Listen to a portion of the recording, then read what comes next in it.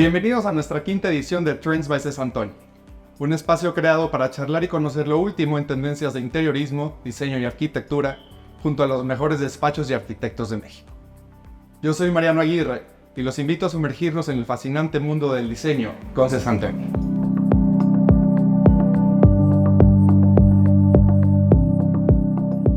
El día de hoy se encuentra con nosotros Cristina Grappin, una de las arquitectas más reconocidas de México y fundadora de Estudio Cristina Grappin. Muchas gracias por estar con nosotros, Cristina. Muchas gracias por tenerme aquí. Fue un placer. Cuéntanos un poquito sobre ti, sobre cómo llegas al mundo de la arquitectura, tus primeros días enfrentando a este mundo de diseño y arquitectura. Pues a mí siempre me ha interesado el mundo creativo. Realmente desde chiquita pues hacía maquetas para mis muñecas de papel. Obviamente no sabía que eso era un poco explorar el espacio y hacer arquitectura, pero me gustaba mucho pintar. Tomé clases de arte desde los 5 años. Mis papás me metieron a clases de arte y no dejé de pintar hasta ahora. Wow. Sigo pintando, entonces pues siempre quise como estudiar algo o continuar con mi carrera en un tema creativo y estaba muy inclinada en estudiar artes plásticas. Y a la hora de tener que decidir por una carrera, creo que en México en ese momento todavía no había tanto como conocimiento de qué se podía hacer si estudiabas una carrera de artes plásticas. Conocí a un arquitecto en mis clases de arte y de ahí empezamos a platicar y me interesó mucho lo que él hacía. Realmente yo no tenía nadie cercano a mí que fuera arquitecto o arquitecta, entonces no entendía qué era la profesión.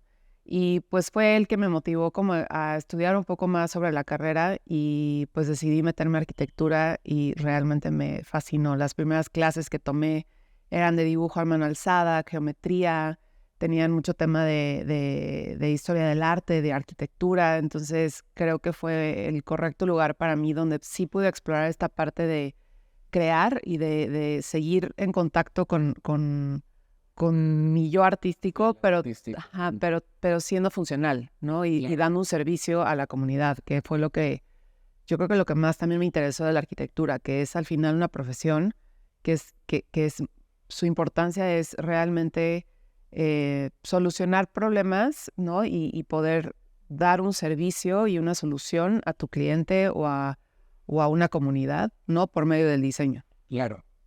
¿Y cómo es que pasas de ser un estudiante y cómo esta parte teórica de la arquitectura, que siempre es muy bonita en la carrera, es una carrera muy, muy disfrutable? Pero ya cuando te enfrentas al mundo profesional, ¿cómo son estos primeros momentos? Pues estuve trabajando en un par de despachos y después arranqué realmente a la carrera más intensa al lado de un diseñador industrial que fue mi socio, ¿no? Por 10 años.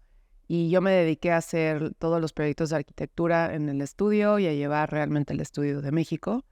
Llegamos a ser, pues éramos, no sé, 8 personas, 5 cuando arrancamos juntos y él realmente tenía más diseñadores industriales, interioristas que hacían más mobiliario y diseño de interiores. Y llegamos a ser un estudio de 45 personas.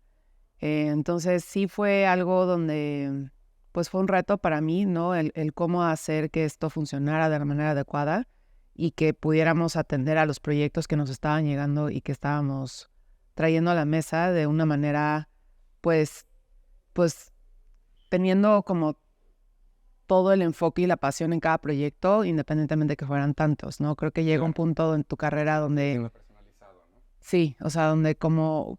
A mí me gusta llevar el proyecto, es justo lo que acabas de decir, que sea personalizado y como abordas muchas escalas, desde la escala objeto, espacio, ciudad, tienes que enfocarte realmente en lo que estás haciendo, ¿no? Y en el usuario. Y en el usuario. Entonces, puede llegar un punto donde puede ser abrumador o no sabes cómo crecer orgánicamente un estudio y todo eso, pues sí, fueron varios años de darme de topes, de tener errores, ¿no? De aprender de mis errores y también de pedir ayuda y saber decir, esto no lo sé hacer, ¿no? ¿Quién sí sabe? Y es donde creo que empieza a entrar también esta parte de la arquitectura, que es una profesión colaborativa, ¿no? Tenemos que verlo así. Al final la arquitectura no es una sola persona, es todo el equipo detrás. Y creo que el aprender a trabajar en equipo, aprender a pues a trabajar con los mejores que puedas, ¿no? Con las mejores personas que vayan contigo con los mismos valores de diseño, etcétera, pues es donde empiezas a realmente, pues, generar proyectos que para ti sean exitosos, ¿no? Sí, claro, que entre todos enriquezcan el proyecto. Sí. Y que no sea que hable de una persona, sino que de un equipo. Sí, Pero bueno. sí. Y creo que esa parte es, pues no sé, yo he dado muchas conferencias con alumnos en las universidades. Creo que es algo que siempre les digo a los alumnos, como aprendan a colaborar, ¿no? Entiendan cómo es que tienes que trabajar en equipo, porque es nuestra profesión, ¿no? Es colaborativa, punto, ¿no? Sí, claro. Yo recuerdo que había un profesor que siempre nos decía que el arquitecto era como un director de orquesta, ¿no? Pero que realmente el director de orquesta solo no sirve para nada, Sí. ¿no? Necesitas todos los instrumentos y necesitas Sí, de la ayuda de todos y que te entiendan, claro. ¿no? Entenderse entre las partes para que se logre una bonita sinfonía. Esa frase me encanta decirla a mí también. Tu arquitectura. Sí, literal, pero creo que a mí mismo me marcó mucho en la carrera y es algo que durante todos mis años de trayectoria he tratado de siempre tener muy presente, ¿no? De no olvidar que al final no es uno solo, sino es por un bien colaborativo y va de la mano con quién está construyendo los materiales que estás haciendo, ¿no? A qué comunidades estás tocando con tu trabajo. O sea, todo lo que vas a diseñar tiene un impacto global, ¿no? Hasta de muchos temas ecológicos, medioambientales, sociales. Entonces creo que tenemos que ser muy conscientes de lo que estamos haciendo porque no es nada más diseño, ¿no? Sí, es sí, algo no mucho puede estar más. aislado de su contexto. Sí. Hablando de eso, estuve leyendo sobre tu estudio y la visión, ¿no? que ustedes tienen, por lo que entiendo, tienen dos directrices básicamente, ¿no? La primera, que sería crear proyectos con un profundo entendimiento del contexto social y natural, ¿no? y del entorno. Y la segunda hablan de la predilección por la atemporalidad. En tus palabras y viniendo de donde hablamos, ¿cómo se aplica eso a tus proyectos? Pues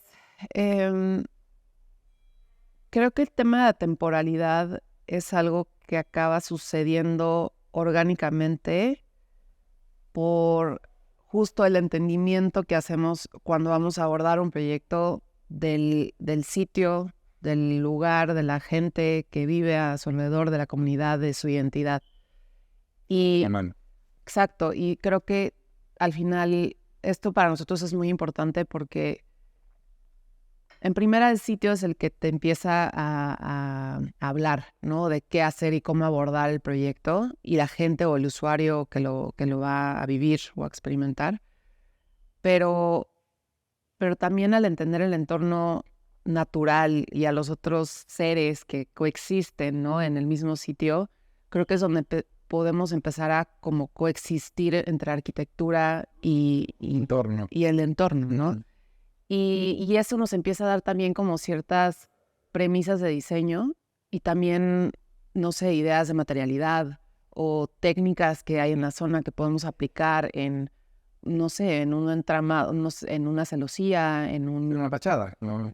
en una fachada, o cómo podemos como dar estas como destellos o hints, ¿no? Del lugar en la arquitectura que estás haciendo. Para generar identidad. Creo que hoy en día tenemos tanta información en redes sociales, en blogs, en revistas, etcétera, que muchos nos estamos como yendo por una tendencia y no realmente entendiendo dónde estamos diseñando. Claro. Y nos hace falta como pausar y decir, oye, ¿cuál es nuestra identidad? ¿No? Y yo creo que para mí ha sido siempre porque he tenido la oportunidad de trabajar en diferentes lados fuera de México y también en México como país. Y la riqueza que hay en cada lugar y la diferencia que tiene un sitio de otro es enorme, ¿no? Entonces, tenemos que abordar cada proyecto diferente, ¿no? ¿Cómo hacerlos igual? No se puede. Entonces, creo que eso, el entender dónde vamos a diseñar y para quién y cómo, para poderle dar como su propia identidad, al final hace que el proyecto se vuelva temporal. Completamente de acuerdo.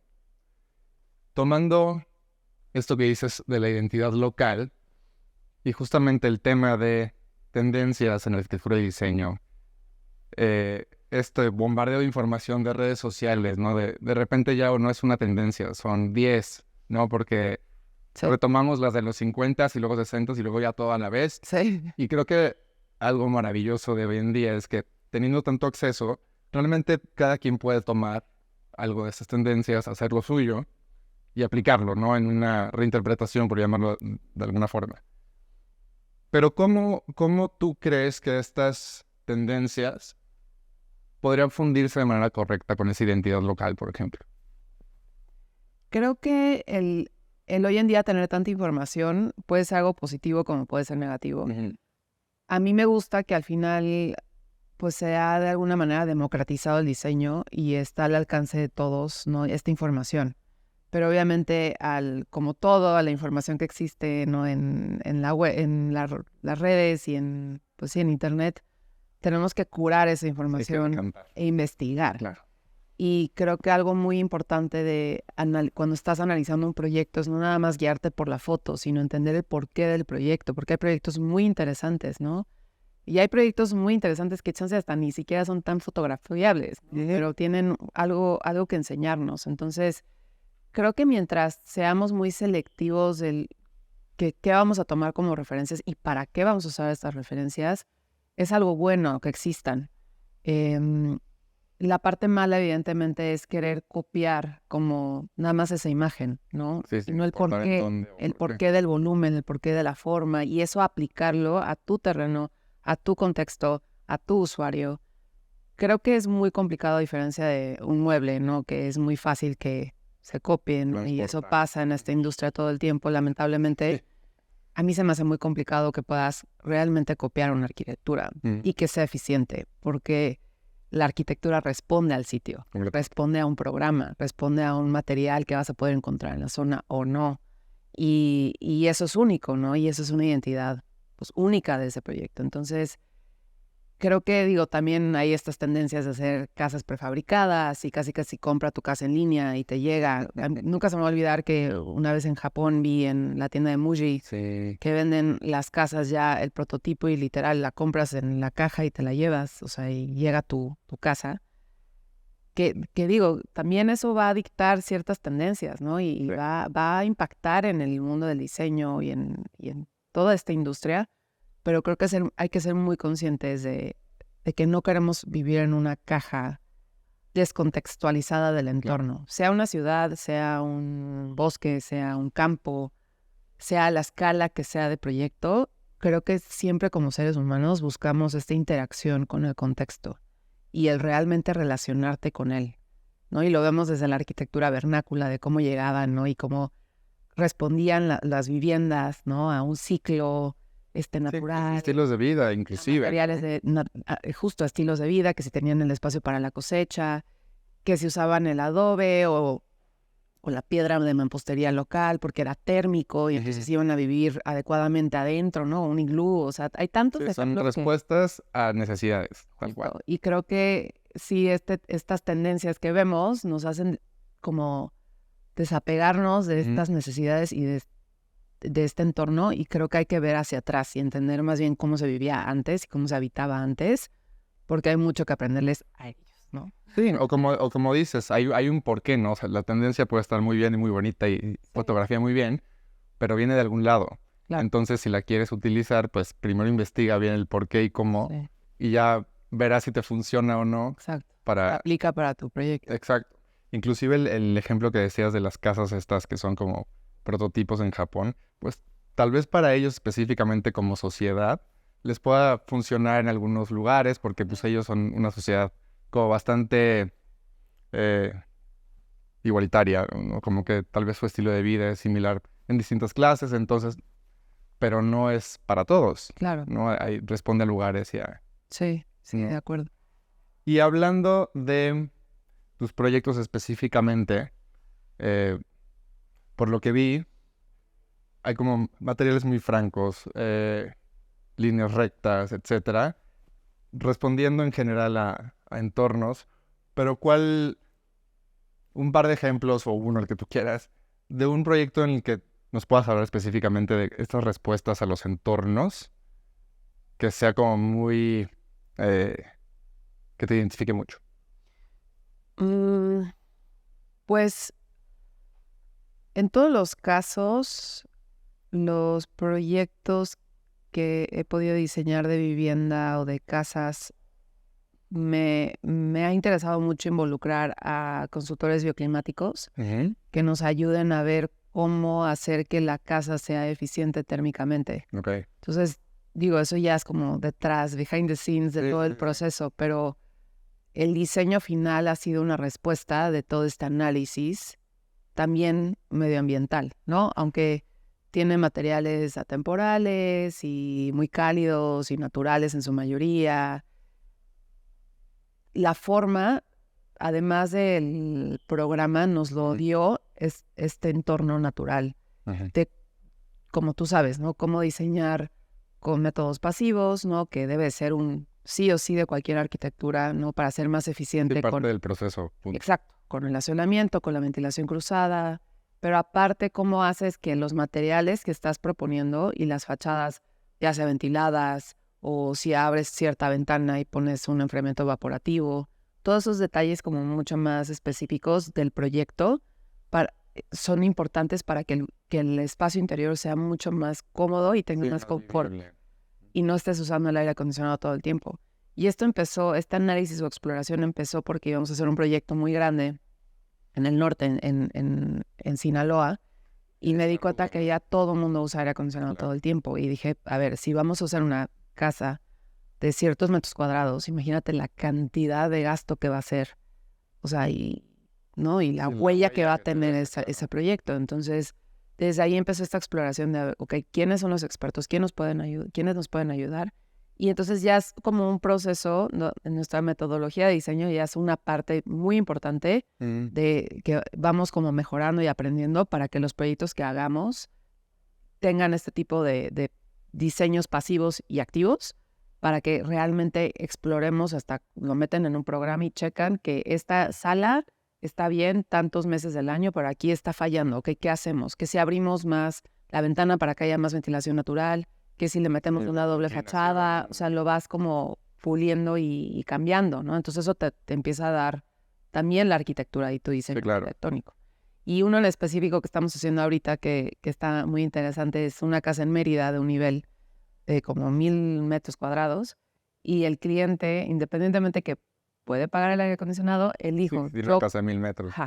Yo quiero tener ventilación cruzada, natural, en mi casa y no usar el aire acondicionado porque me choca la mayoría del tiempo, la mayoría de los meses del año. Fue como, en Mérida, ¿cómo lo vamos a lograr, no? 40 y pico grados. Sí. Entonces, jugando con, otra vez, las fachadas y trabajando con este consultor bioclimático que se llama Raúl Huitrón, él literal llegaron a unas como propuestas de ventilación cruzada donde nos decían qué tamaño de ventana tenía que ir y dónde tenía que ir la otra ventana en específico. Íbamos jugando con la altura, con el ancho, para que realmente sí fuera eficiente y sí se pudiera lograr. Ahorita está en construcción, entonces esperemos que ya cuando termine, ya te diré. Yo creo que sí, porque todo lo que meten en su programa, yo he visto cómo sí funciona ya en vida real, y regreso a las casas y veo que el cliente no usa el aire acondicionado, entonces está padrísimo.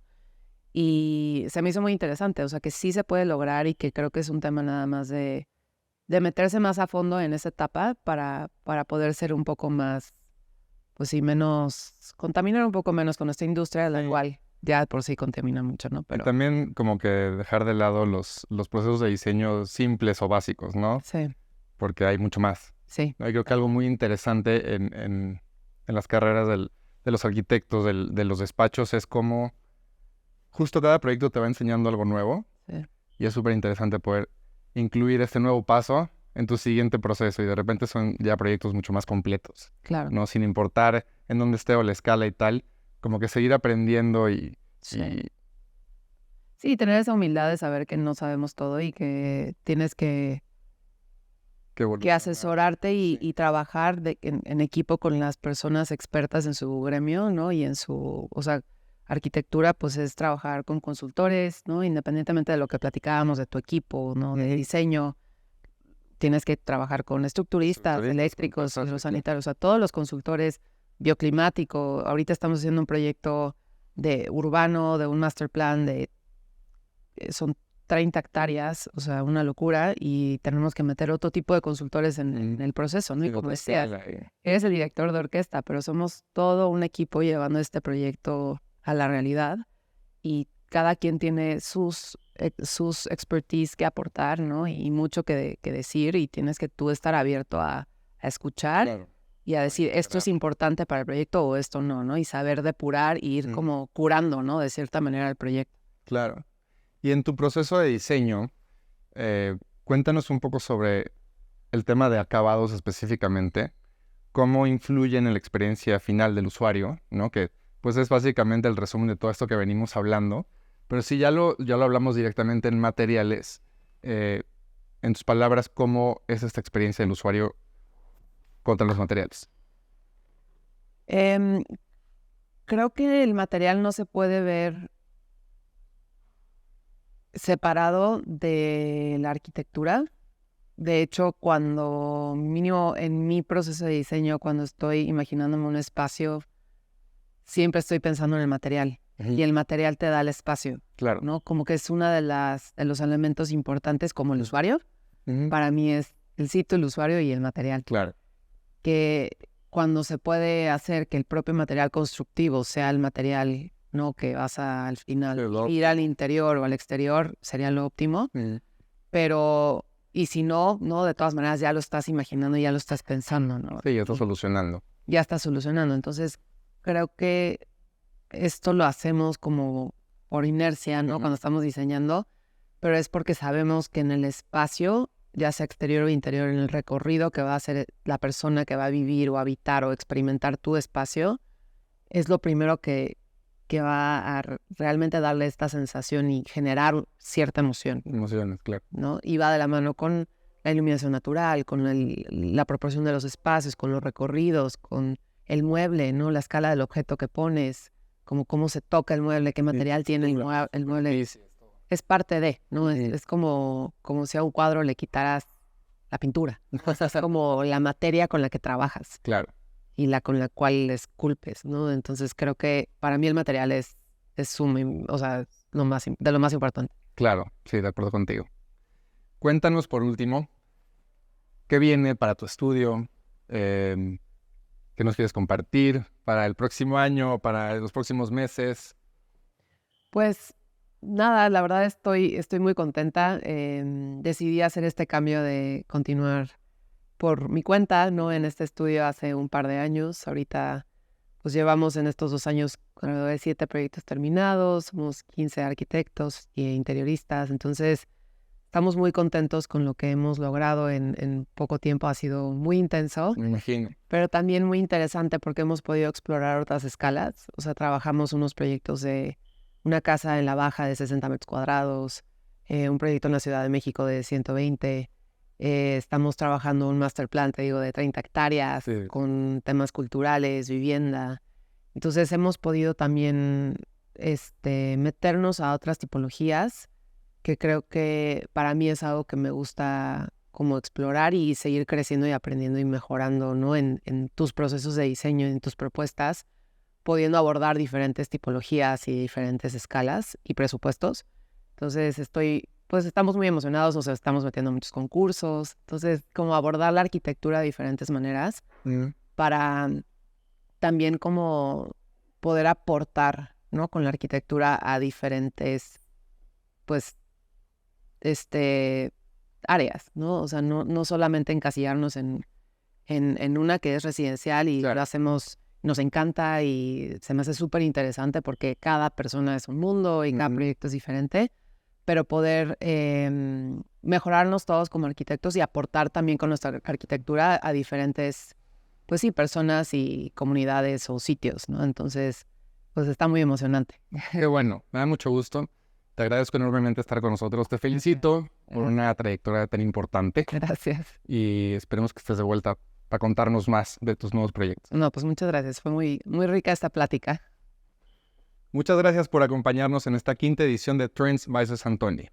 Cristina, por favor, cuéntanos en dónde te pueden encontrar, cómo conocer más de tus proyectos. Bueno, pues tenemos la página de internet que es cristinagrapin.com y también estamos en Instagram como cgrapin Estudio, Grapin con doble P. Perfecto. Pues ya saben dónde pueden ver sus proyectos. No se olviden de seguirnos también en las redes de CES Antoni y nos vemos en la próxima edición.